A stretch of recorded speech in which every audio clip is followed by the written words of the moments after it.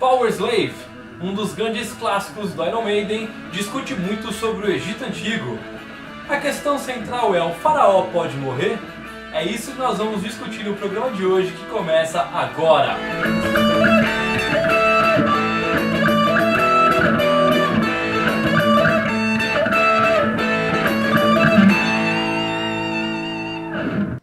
É isso aí, galera, eu sou o Edu Molina e esse é o Geek História. Nós estamos retomando o programa, começando uma nova temporada, com novos temas, novas ideias. E para quem ainda não conhece, a nossa ideia é discutir o mundo geek, a cultura pop, fazendo links com as várias áreas da educação.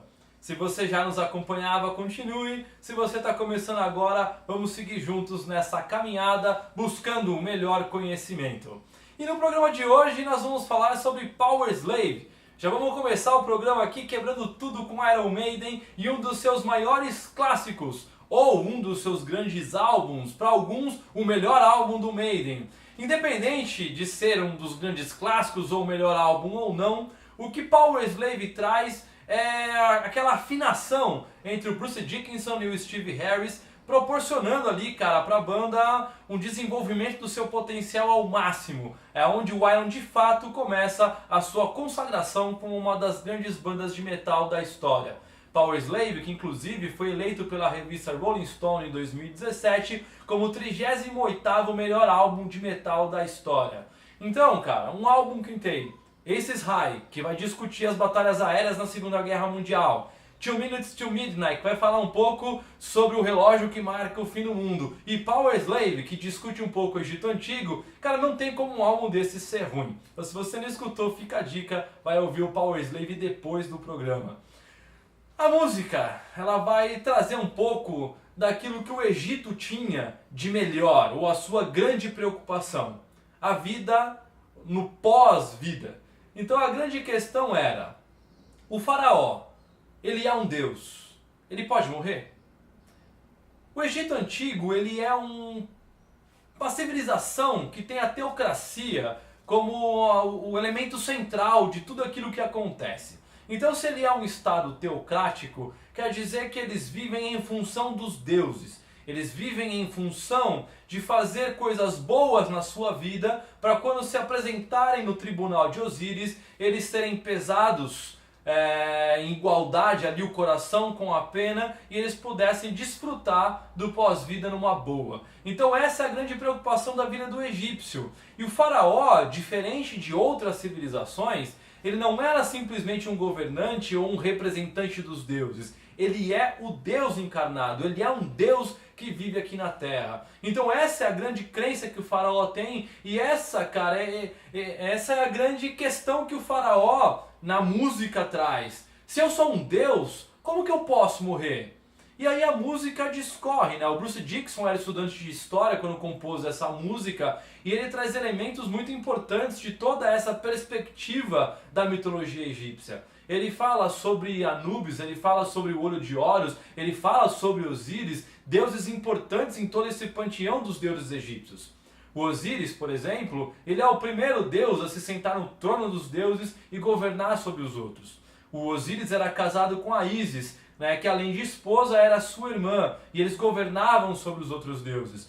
Rola uma treta enorme ali entre o Osíris e o Sete, que é um deus maligno. O Sete acaba matando o Osíris, e aí a Ísis, desesperada, sai atrás do Osíris para trazê-lo de volta à vida. Eles vão ter um filho que é o Horus, e o Horus é aquele filho que vai atrás da vingança, é aquele que vai desafiar o Sete e vai vencê-lo.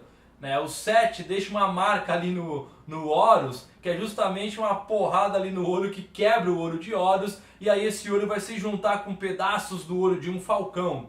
O Horus é o deus com cabeça de falcão, e ele acaba se tornando, o próprio olho de Horus acaba se tornando como um amuleto, para proteger do mal, porque o Horus vence o Sete. O Osíris se senta no seu trono e acaba se tornando responsável por esse tribunal ao qual os mortos se apresentavam. Então o cara tinha a vida dele, em determinado momento ele acabava morrendo, e aí na trajetória para o pós-vida, o Anubis, que é o deus com cabeça de chacal, ele vai atrás desse cara e ele leva esse cara para o tribunal de Osíris. O Anubis, né, ele acaba ajudando a Ísis quando o Osíris é morto. O Set esquarteja o Osíris e o Anubis é o cara que costura o corpo do Osíris. Ele tem um papel importante e ele se torna esse guardião dessa passagem entre o mundo dos vivos e o mundo dos mortos. Então esse cara, quando morre, ele é levado pelo Anubis até o tribunal de Osíris. Quando chega no tribunal, ele vai se apresentar diante de 42 seres divinos. E esses 42 seres acabam julgando esse cara. Então ele vai trazer à memória tudo aquilo que ele fez. Então desde coisas simples como, você fez fofocas contra o seu vizinho, ou você cometeu adultério, você cometeu assassinato. Então eles começam a trazer tudo isso à tona. E o morto se defende através das palavras e dos ritos encontrados no livro dos mortos. O livro dos mortos era colocado junto com esse cara quando ele morria. Então quando começavam as acusações, esse cara começava a recitar trechos do livro dos mortos para garantir que tudo funcionasse bem. Até que o coração dele seria pesado. Então nós temos ali uma balança em que de um lado era colocado o coração e do outro era colocado uma pena. O coração devia ter o mesmo peso da pena para que ele fosse considerado, né, um cara justo, um cara bom e ele pudesse desfrutar no pós-vida. Então, se o coração dele pesasse o mesmo que a pena, ele entraria no duat, que é esse pós-vida, e ele poderia ali desfrutar de tudo aquilo de bom que lhe seria oferecido.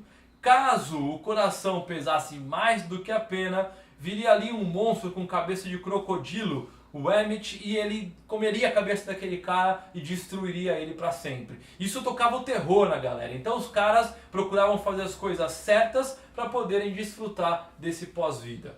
O faraó na música, ele tem muito questionamento, muita reflexão e no final ele acaba entendendo que na verdade ele é um ser mortal. E que a figura do faraó é eterna. A figura do faraó é divina. Então ele aceita o seu destino e ele percebe que quando ele morrer vai vir um outro faraó que vai adorar os deuses, que vai adorar um deus em específico e esse cara vai continuar cumprindo o seu papel.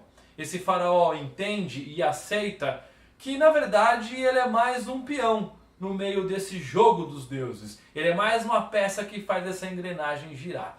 E é com isso que nós terminamos o nosso programa de hoje, pensando nessa esfera do jogo do poder e qual é o seu papel dentro desse jogo. Eu espero que você tenha curtido, deixe o seu like, marque o seu amigo, discuta esse programa, ouça Power Slave com outros ouvidos e preste atenção na mensagem que ele tem. O Geek História fica por aqui, nós voltamos na semana que vem. Valeu por nos acompanhar, seguimos juntos. Aquele abraço. Fui!